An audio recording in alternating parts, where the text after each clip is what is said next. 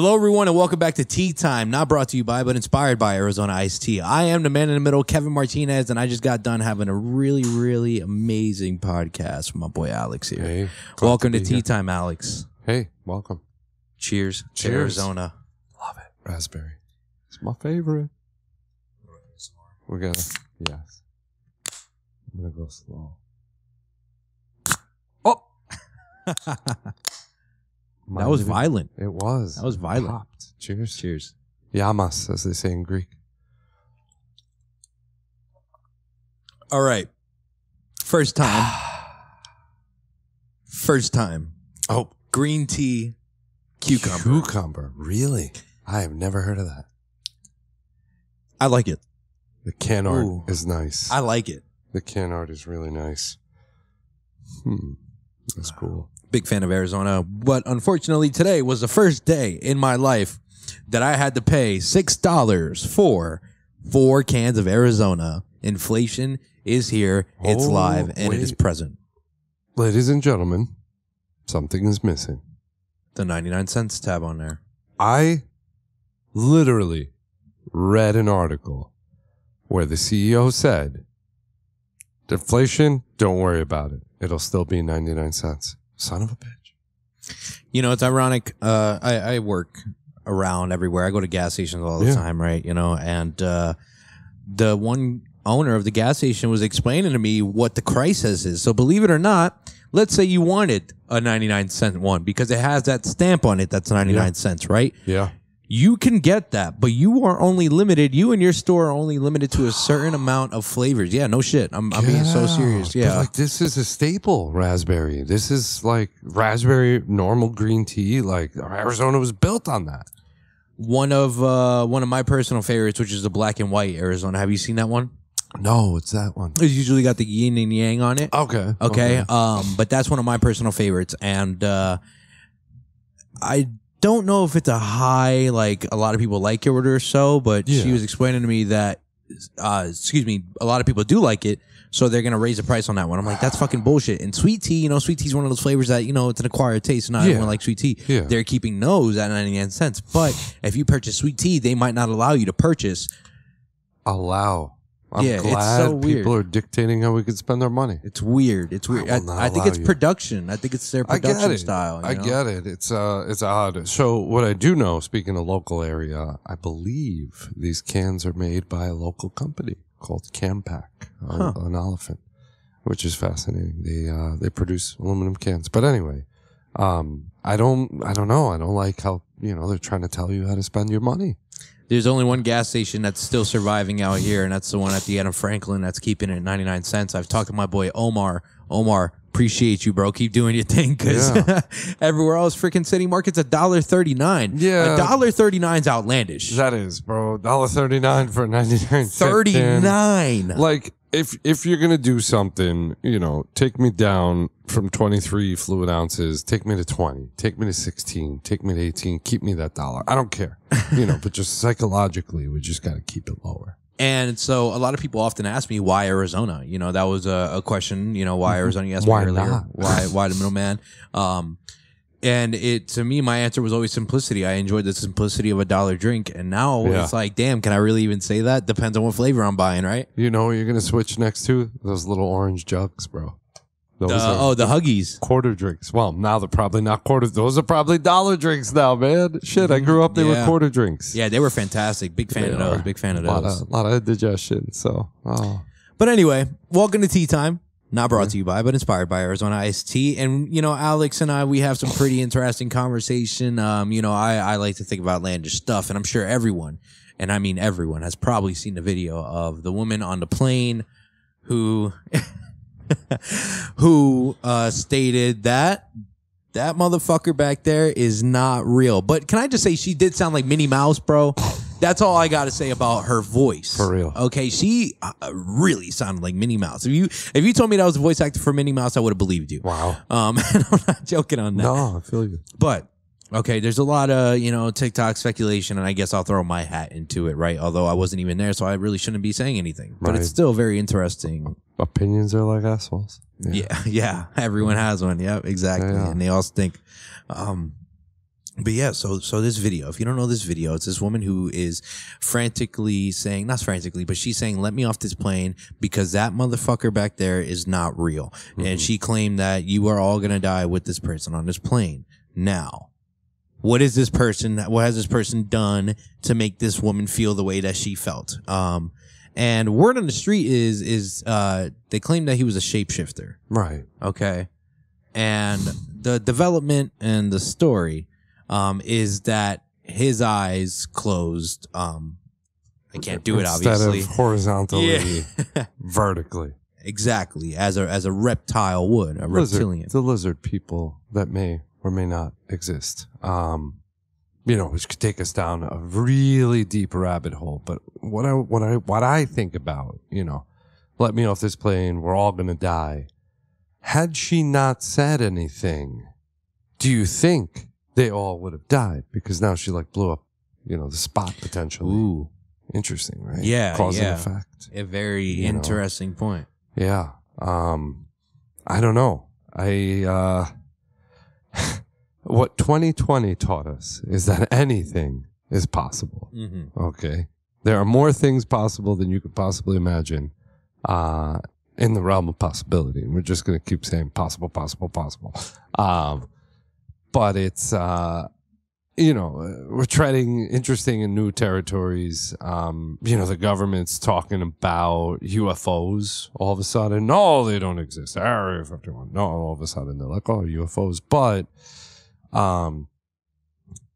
people just, I don't know. They're like, oh, okay, UFOs. We've watched Independence Day and, all these other movies. Predator, yeah. That have literally just desensitized this to us. So now when the government says, oh, there's UFOs, you're like, oh, cool. Whatever. I guess it depends on who you talk to. I wouldn't say it necessarily desensitizes us because I think there is a large majority of the population who believe that they are not real, and it's because of fear. Right. They don't want to accept the fear factor. No, there's no way. There's no way. Why would it? Why wouldn't our government tell me about it? Because there's plenty of things that the government doesn't tell you about. Mm-hmm. Straight up. Just how it is.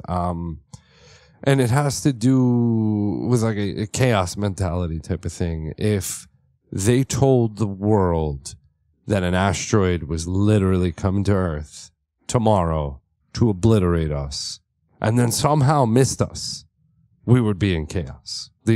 Everything would be on fire. And if it hit us, well, oh well. And if it missed us, well, great, because you had no idea. How many near misses could there be? So, the realm of possibility of lizard people, I mean, shit. Well, okay, so before we even started the pod here, we were looking at the book, excuse me, why am I drawing a blank at the title? Outwitting the Devil. Okay, yeah. Outwitting the Devil. By Napoleon Hill. Yeah. Amazing. You can find the audio track on YouTube. It is amazing. I've spoken to people about this book. I think it's a very, influential book. And what I was trying to get at with the aspect that fear controls a lot of us, fear, and you're saying that if they were like, okay, there's an asteroid coming, but there really wasn't, but they're going to say it, right? And and a lot of people are going to choose to believe the government and our higher powers and go with, oh shit, we're going to die, right? So now the fear is now instilled in you, but even so, let's say, okay, now you have fear for your life. Somehow, miraculously, it's not that it missed us. Our government took care of it, and we're all safe now. Maybe. Great. Now you're going to buy into Maybe they did. Maybe it just missed us. Armageddon was a good movie. But it's that added actor of fear that that grasps people, that grasps you to join we're just saying politics right now, but join a political party or, just join whatever movement, if you don't do this, then you are going to be shunned from the group. Oh shit. Okay. I don't want to lose all my friends. I have to join this now. Yeah. So a lot of that, first thing that comes to mind, the great Ronald Reagan said, the words you should fear the most is I'm from the government and I'm here to help. Definitely words you should be, fearing sometimes, which makes sense. Sorry. Had to quick silence that. The other thing is fear essentially controls people. Since you were a kid, the stove may or may not be hot, but it'll burn you. Don't touch it. And there's such things as good, healthy fears. I like that. Things that will kill you, you should obviously avoid. Poisonous snakes and poisonous spiders and quicksand. Bro, we're brought up a lot of quicksand. I've never seen any. But when you're a kid, you're like, there must be quicksand everywhere. Yeah. But these other fears, just constant, and news media, legacy media, literally just obliterates your mind with fear. Oh, the recession's coming. Oh, the stock market's going to collapse. All this, all that. It's just fear mongering, and that's literally what it's become. So you can live constantly in a state of fear. And as Napoleon Hill points out in the book, I mean, it's just straight up, a control mechanism. It's a control mechanism. Yeah. The entire, I think the premise of the book is to kind of highlight what these control, methods are. Propaganda, like I was telling you, is one of them. The fear is another. And it's meant to kind of just pull you back into submission. And that's a lot of what, society kind of does. I mean, yeah, you have to have checks and balances, but it's crazy. It's absolutely crazy. Tell people when I'm talking about that book and fear to, I am at the point, I know my vice. My vice is, my financials is my fear. My fear of, okay, why can't we do away with this table, buy 2 other cameras, and do it real big how we plan on making it one day, right? Yeah. Fear is what holds me back. So I tell people, it's like, yeah, you got a fear, and it's okay to acknowledge it, and that's what I do. I acknowledge it. I put it on the back burner. It's in the back of my head, but I'm not scared of that shit. Like, I'm like, exactly. Yeah. So there's one thing to be afraid and another thing to be scared. There are such things as healthy fears. At any given moment, all of a sudden you could be homeless. So do what you got to do. Don't spend money on stupid things. And you're helping. Maybe something will happen that's out of your control, and you end up, homeless or, disproportionate or whatever. But like, you can't walk around nimbly-bimly just not caring and be like, hey, whatever, throw money around. It's there. I mean, yeah, free will exists and all these things, but I don't know, just some structure. Strategy, being strategic is important. It's extremely important. Trying to find your lane and just trying to find a way that you want to, build whatever you're building. I heard you mention in Eric's podcast, you were like, people sell 3 things. They either sell a product, a brand, and I can't remember what the third one was. Service. Okay. Yeah. Possibly a service. And I was like, oh, wow, I'm in the process of building a brand. Exactly. I'm building a brand. Am I providing a service? Informational. Okay. It is. It's informational insight on things. Here we are talking about me, talking about your other guests, what interests them, how their universe works. And, it's a nice in-depth thing. And 2 of my favorite things, as stupid as it sounds, MTV Cribs. I mean, years ago, it was interesting. But now the veil is removed and you see how these people lived. And then Dirty Jobs with Mike Rowe, because like, this is what it's like to clean septic tanks. This is what it's like to be in the manufacturing. Anything that removes the veil, I think, is awesome. And explains things. But yeah, I mean, your product is knowledge. The service is through a podcast, and the brand is the middleman. Yes. And that's cool. I mean, I sell paper. My brand is Center City Print, and I provide you customer service. So it's possible to have those. It's possible, in the sales business to have quality, price, and time, mixed in one, because they always say you can't have all 3. You can have 1 or 2, but never all 3. And I'm like, nah, screw that, and that's like breaking the paradigm.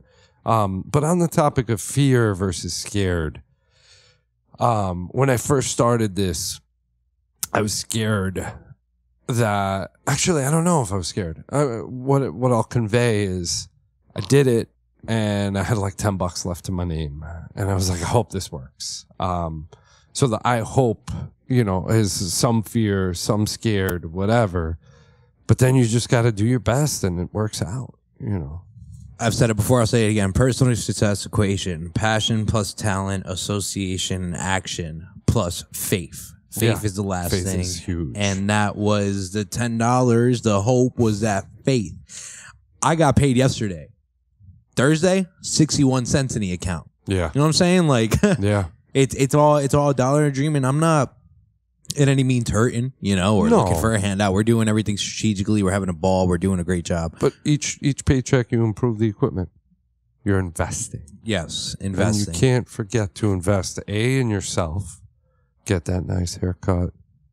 Get that massage once in a while, whatever. Invest in definitely good food. Healthy food. That's no other more important investment than what you consume in your body. But invest in yourself first. Make sure you feel as though you're the best you can be, and by not buying stupid shit like flat screens and the newest cell phone, and these are tangible items that literally, you buy the iPhone, I don't know what number they're up to. Who cares? They all look the same. They all do look the same, even though you bought the other one 2 years ago and it works fine because you're working a job you hate to buy shit you don't need to impress people you don't like, and that's just wrong. But then you get past the investing in yourself, and then you invest in your dream, and you're investing in this, and this is real. We are on a real podcast, drinking real, inspired by Arizona iced teas.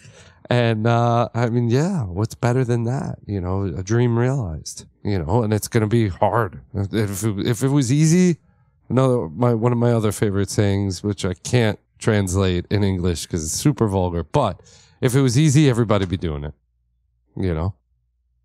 And it's meant to be hard, Well, I like how you added that it's real. It's very real, and it's very tangible, because I was speaking to Trudy from the Trudy Show, and she had mentioned to me that she doesn't feel like her show's real. And I'm like, what? I'm like, why? Why do you feel that way? And, I basically just sat there. I'm like, dude, you're doing it. I'm like, how much more real can it not be? Like, as long as you keep doing it, then it's real, and it will forever be. Yeah. Forever. That's it. Yeah. It'll forever be. One view. So shooting it makes it real. One view makes it tangible. Because now some other asshole watched it, and you're like, wow, cool. Someone maybe they liked it, maybe they didn't like it. If one person watched it and there's one like, you're like, cool, I got a fan. Exactly. And that's what makes it happen. You put on an event and you hope people show up, and when they do, you're like, I feel better. One last thing before we get off of tea time here. It was great. just a little bit of an outlandish thing that I wanted to say at the end here, because this is just like it running in my mind. Taylor Swift, bro.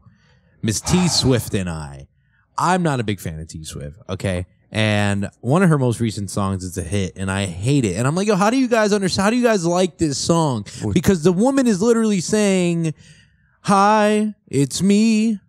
I'm the problem. It's me. Oh, we all know that. Like, come on, son. Like, come on. The common denominator of every relationship that has, failed in her life is her. All right. Like, so random. A buddy dated some girl who went to school with Taylor Swift. Taylor Swift from PA, Southern PA, and they were invited to the wedding. And at that point, this chick had broken up with this dude for whatever reason. It was kind of, whatever. And the things leading up to going to the friend's wedding, like they had to do background checks for their mutual, so it's Taylor Swift, the girl that my buddy dated. They went to school with this other girl, and Taylor Swift's people had to do background checks on this other girl's wedding. I'm like, what, bro? See you later. Don't read that shit. So that's what you get. And yeah, every single time, it's always Taylor Swift's a victim. It's me. I think she's just, she tells you. I'm the problem. It's me. Talented. Yes. Yes. I'm not going to cut her short on that. No, and that's the part where, you always listen to musicians and who's going to make it because you look back at these voices. Tina Turner's voice, unique. Freddie Mercury's voice, unique. Michael Jackson's voice, unique. And a lot of times everybody just sounds like everybody else, but these people just stand out. And I think that's what makes them, definitely talented. God knows what she actually has written in the last couple of years herself, because we all know now it's all ghostwriters. Yeah. And that's that, but I'm not a fan. Not a fan. Overpaying of for Miss T Swift for a concert. They're insane. Crying, like watching women cry or men or whatever, showgoers cry. I don't possess that emotion. So I don't know. They're human. They put their pants on one leg at a time, just like you and me. They wake up and they poop. And that's what I like about you is that, you know, respectfully, like, you don't idolize a lot of people because you understand, just like I do, that, you know, everyone's human and they've all made their own mistakes and their own trials and tribulations. And I don't think anyone should ever try to model themselves after anyone. No, you are you. You're exactly. There's only one of you, one of me. And my favorite saying is people are people. Take that however you want. I say people suck. But with that being said, right, you know, I am the man in the middle, Kevin Martinez. Alex here to my left. This is Tea Time, not brought to you by, but inspired by Arizona Iced Tea. Thank you all for watching. We shall see you next week.